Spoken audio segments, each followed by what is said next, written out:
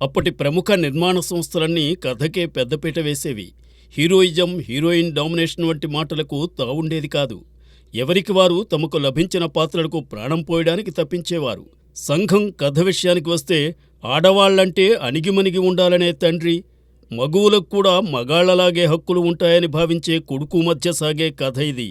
ఇందులో మొదట్నుంచి వైజయంతిమాల పాత్రదే పైచేయిగా చిత్రీకరించారు. ఆమె చలాకీతనంతోనూ అందచందాలతోనూ కథను నడిపించారు. నిజానికి కథలో హీరో హీరోయిన్ల పెళ్లి కావడానికి కారణమయ్యే పాత్ర ఆమెది. ఎన్టీఆర్, అంజలీదేవి ఓ జంట కాగా వైజయంతిమాల జోడీగా సుందరం బాలచందర్ నటించారు. ఎంవి రామన్ దర్శకత్వంలో రూపొందిన సంఘం చిత్రానికి తోలేటి పాటలు మాటలు రాశారు. ఆర్ సుదర్శనం సంగీతం సమకూర్చారు.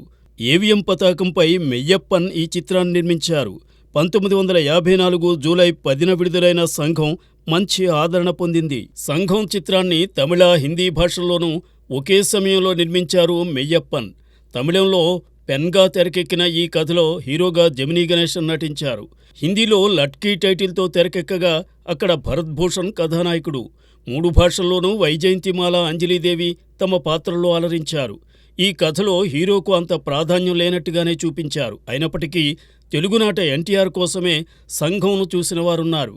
తరువాతి రోజుల్లో సంఘం కథను పోలిన పలు చిత్రాలు వెలుగు చూశాయి.